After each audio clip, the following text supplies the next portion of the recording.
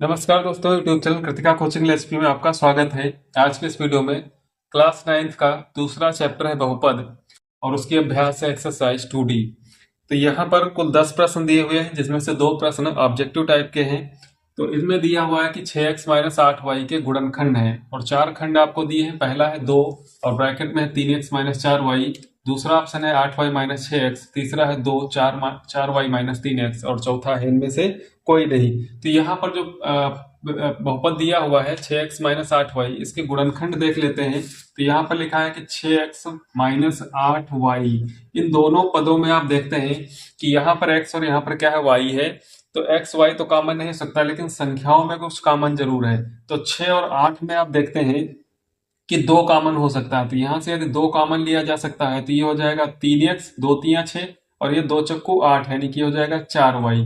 तो आप देखेंगे कि इस 6x-8y के जो गुणनखंड है वो 2 गुणे 3x-4y के रूप में आप लिख सकते हैं, जो कि पहले ऑप्शन में दिया हुआ है। इसी प्रकार दूसरे प्रश्न में भी है कि x की घात 3 माइनस एक्स स्क्वायर के गुणनखंड ज्ञात कीजिए। तो यहाँ पर जो x की घात 3 माइनस एक्स स्क्वायर है, इनमें दोनों पदों में मैक्सिमम जो है वो कॉमन हो सकता है आपका x की घात 2। तो यहाँ पर x की घात 3 है, इसमें से यदि x की घात 2 कॉमन ले लिया जाएगा तो यहाँ पर एक घात बचेगी x की माइनस, और यहाँ पर x की घात 2 से x की घात 2 कॉमन हो जाएगा तो यहाँ पर 1 बचेगा।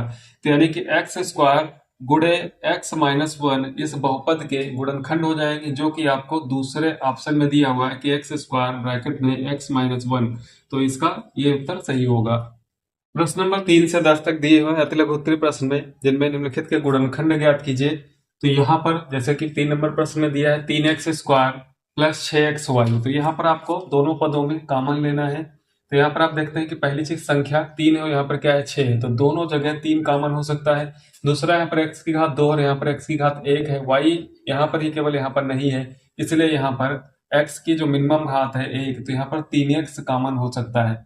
तो इस पद से 3x² से यदि 3x आप कॉमन ले लेते हैं तो क्या बचेगा, केवल x प्लस 6xy से अगर 3 और x कॉमन लेते हैं तो 6 की जगह पर 3 दूनी 6 यानी कि 2 बचेगा। x कॉमन हो जाने पर केवल y बचेगा, तो ये हो जाएगा x प्लस 2y गुणे 3x।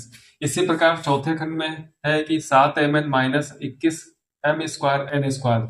तो इन दोनों पदों में आप देखेंगे संख्या में क्या है 7 और यहाँ पे क्या है 21 है, तो 7 एकम 7 त्रिक 21 यानी कि 7 कॉमन हो सकता है।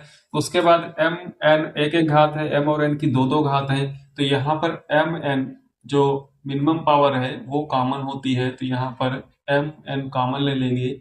और 7mn था, 7mn कॉमन हो जाने पर यहाँ पर एक बचेगा, माइनस 7 त्रिक 21 होता है तो 3, और एक एक पावर कॉमन होने पर यहाँ पर एक एक पावर बचेगी, तो 1 माइनस 3mn गुणे 7mn इसका क्या हो जाएगा, आंसर हो जाएगा। इसी प्रकार पांचवें खंड में तो यहाँ पर 21x² y² प्लस 63xy। तो संख्याओं में देखेंगे 21 तियां 63 होता है, यानी कि पूरा पूरा 21 यहाँ से कॉमन हो जाएगा। और यहाँ पर x की घात 1 है, यहाँ पर 1 है, y की घात यहाँ पर 2 घात है दोनों की, x और y की, तो यहाँ पर x y कॉमन ले सकते हैं। तो 21xy कॉमन होने पर यहाँ पर बचेगा x गुणे वाई प्लस 21 तियां 63 होता है, तो यहाँ पर 3 और एक्स वाई कॉमन हो चुका है, तो एक्स वाई प्लस 3 गुणे 21xy इसके गुणनखंड हो जाएंगे। क्वेश्चन नंबर 6 में है 3p² q² प्लस 2p की घात 3q प्लस 9pq²। तो इन तीनों पदों में आपको कॉमन लेना है। तो सबसे पहले संख्याएं देखनी है, यहाँ पे दिया हुआ 3, यहाँ पे दिया हुआ 2 और यहाँ पर 9। तो ये तीनों पदों में कुछ कॉमन ऐसा नहीं हो सकता है। तो यहाँ पर आप देखेंगे कि जो बीजीय पद हैं, जैसे p की घात 2 है, यहाँ पर p की घात 3 है, यहाँ पर p की घात 1 है। चूंकि कॉमन लेने पर सबसे कम घात कॉमन ली जाती है, तो p की घात 1 है तो यहाँ पर p कॉमन हो पाएगा। और q में भी है 2 घात, 1 घात और 2 घात, तो यहाँ पर 1 घात वाला यानी कि pq केवल कॉमन हो पाएगा।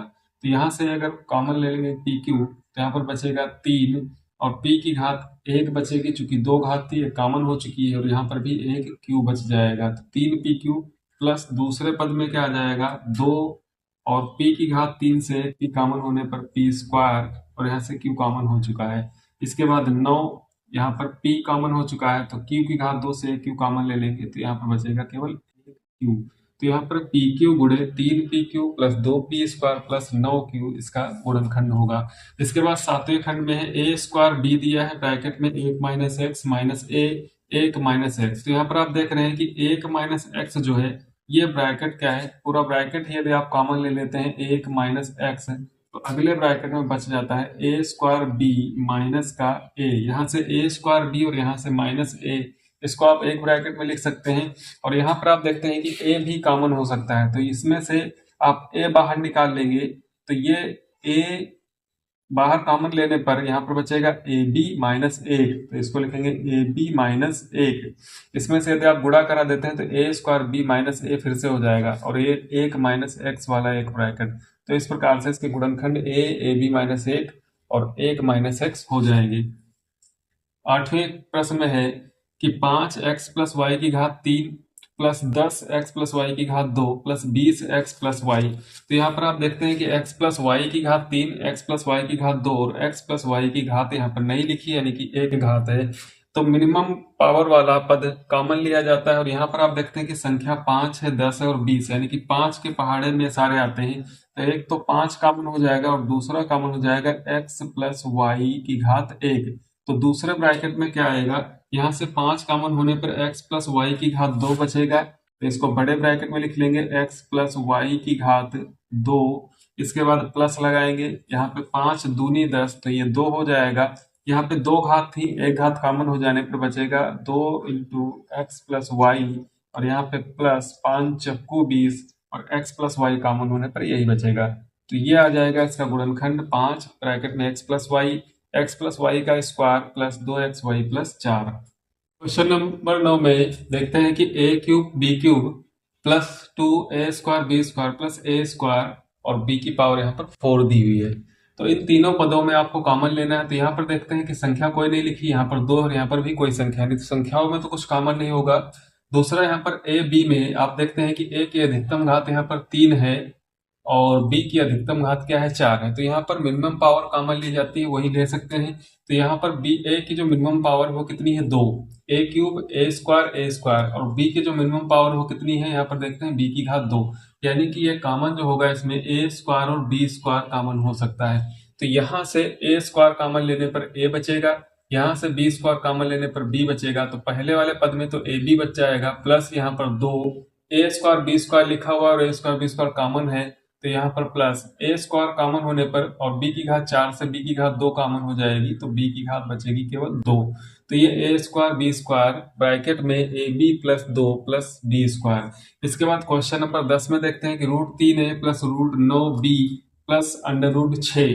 तो यहाँ पर आप देखते हैं कि इन सब में √3 कॉमन हो जाएगा, तो √3 जब आप कॉमन लेंगे तो यहाँ पर √3 कॉमन हो चुका है, तो a बचेगा, प्लस √9 में जब आप भाग कराएंगे √3 से, तो यहाँ पर आप देखेंगे कि √9 बटा √3, तो आप जब दोनों की करनी समान होती है तो एक होल रूट आप लगा लीजिए दोनों संख्याओं पर, तो ये हो जाएगा √9 बटा 3, 3 एकम 3 3 होता है, यानी कि √3 कॉमन ले लेने से √9 से, तो यहाँ पे क्या बचेगा, √3 बचेगा।